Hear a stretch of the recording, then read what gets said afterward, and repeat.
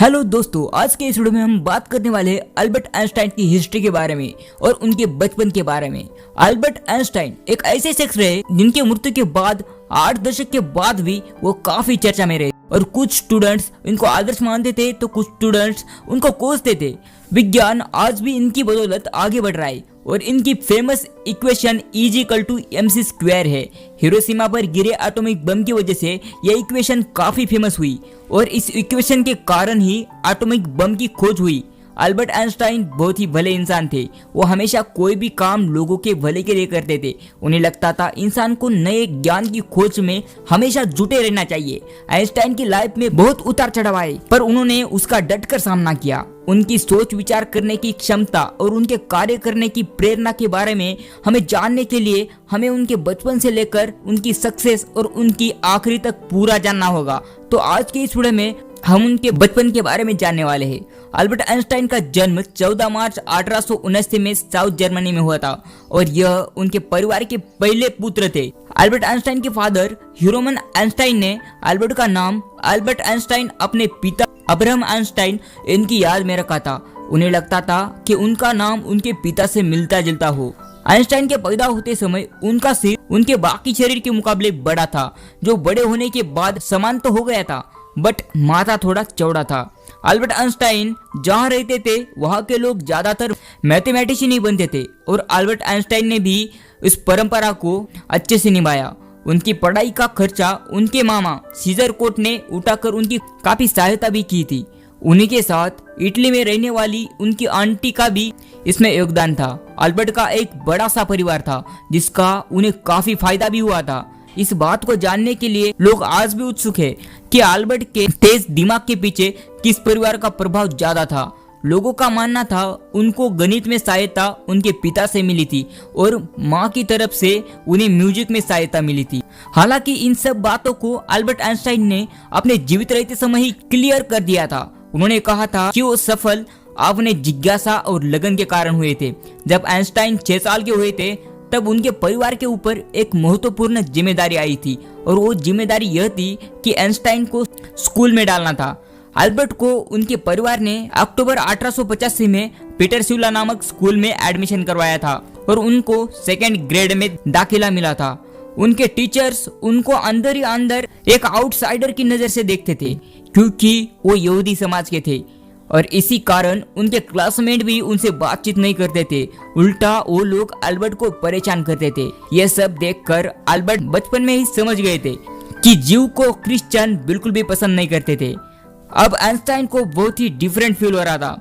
Einstein को बचपन से ही एकांत में रहना अच्छा लगता था। जब उनके अंकल के बच्चे उनके घर आते थे तब भी आइंस्टाइन उनके साथ बहुत कम ही खेलते थे और उनकी एक खासियत थी कि वो अपना होमवर्क कंप्लीट करे बिना कभी भी नहीं खेला करते थे, जिस वजह से उनकी कजन ने उनका निकनेम गुड्डी गुड रखा था और इसी मेहनत के साथ आइंस्टाइन ने 2nd ग्रेड के साथ टॉप भी किया था। वही दूसरी तरफ उनको फिजिकल फिटनेस में कोई रुचि नहीं थी। इसका मतलब ऐसा नहीं है कि वो शारीरिक कार्य में थक जाते थे। उनकी रुचि मेटल कंस्ट्रक्शन सेट और ट्रेन सेट में ज्यादा थी। बट गौर करने वाली बात यह है कि उन्हें बचपन से ही लड़ाई झगड़ा करना बिल्कुल भी पसंद नहीं था। यहाँ तक कि वो बचपन में कभी भी टॉय सोल्जर के साथ भी नहीं खेलते थे। उनकी सोच उनके साथ के बच्चों से बिल्कुल ही विपरीत थी, जो सिर्फ यह सपने देखते थे कि यह बड़े होकर सोल्जर बनेगा। जब आइंस्टाइन 9.5 साल के हुए तब उनके एलिमेंट्री शिक्षा में 3 साल पूरे हो गए थे।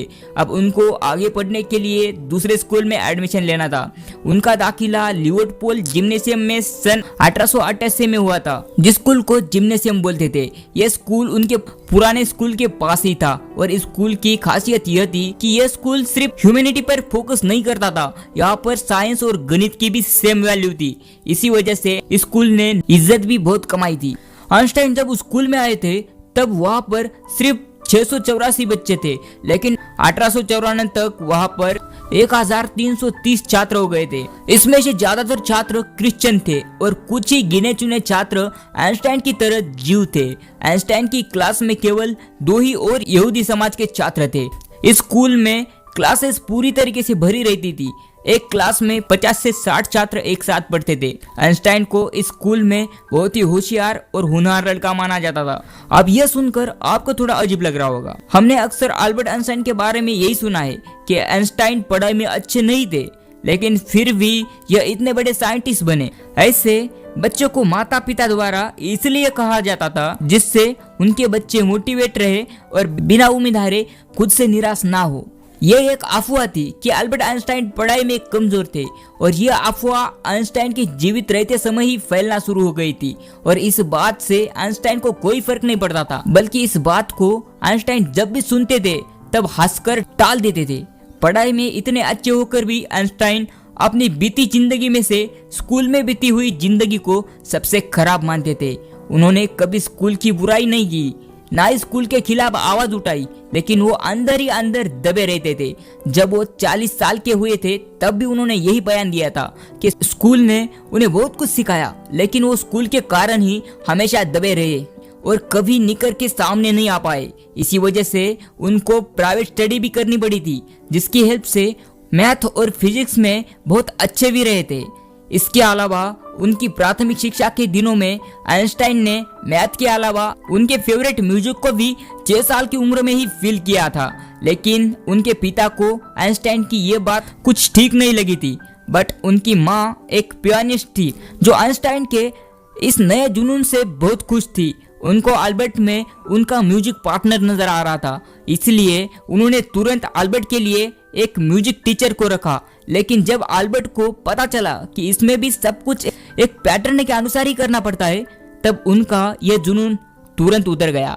लेकिन जब वो जैसे जैसे बड़े होते गए तब उन्होंने उनकी फेवरेट म्यूजिक या गाना गाने की भी कोशिश की। अब अल्बर्ट आइंस्टाइन 14 वर्ष के हो गए थे और तब ही वो एक जेंटलमैन दिखते थे। तब वो अपनी उम्र के बच्चे से काफी ऊंची सोच रखते थे और वो इस उम्र में भी अकेले रहना पसंद करते थे।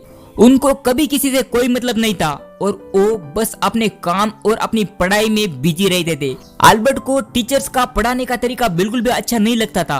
उनको लगता था टीचर्स बस एक ही रट्टा मारकर पढ़ा रहे हैं। उन्हें लगता था टीचर्स सिर्फ उन्हें ही बनना चाहिए जिसके पास विद्यार्थी की अंदर की उत्सुकता जगाने का हुनर हो।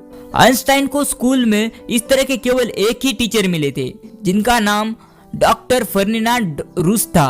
वो आइंस्टाइन को लैटिन ग्रीक के साथ साथ हिस्ट्री और जर्मनियम भी सिखाते थे। उनकी एक खासियत थी कि वो अपने विद्यार्थियों के अंदर जिज्ञासा जताने में कामयाब रहते थे। वो उनके विषय को इस तरह से सिखाते थे जो आइंस्टाइन की तरह छात्र जिस विषय में दिलचस्पी नहीं दिखाते थे वो भी उनमें ध्यान देते थे। लेकिन आइंस्टाइन के बाकी टीचर्स ऐसे बिल्कुल भी नहीं थे। वो तो एक फिक्स पैटर्न पर चलते थे। यदि आइंस्टाइन उन टीचर्स को कोई सवाल पूछते और उसका जवाब उस किताब में ना हो तो वो टीचर्स आइंस्टाइन पर गुस्सा हो जाते थे। एक टीचर ने 7वीं क्लास में उनसे यह भी कहा था, बड़े होकर तुम किसी लायक नहीं बनोगे और जिंदगी में कुछ नहीं कर पाओगे। इस बात पर आइंस्टाइन भी चिढ़ गए और उन्होंने मुंह तोड़ जवाब दिया। उन्होंने उनके टीचर्स को कहा कि ऐसे टीचर्स को क्लास में होना ही दुर्भाग्य की बात है। ऐसे टीचर क्लास की बिल्कुल भी इज्जत नहीं करेंगे। अब आइंस्टाइन इस स्कूल में नहीं रुकना चाहते थे। इसके बाद उनकी फाइनेंशियल कंडीशन सही होने की वजह से वो अपनी क्लास बदलने में कामयाब रहे थे। लेकिन इनकी यह खुशी ज्यादा देर के लिए नहीं थी। जब आइंस्टाइन 15 साल के हो गए थे उस वक्त उनके पिता की फर्म बैंकक्रफ्ट होकर बंद हो गई थी।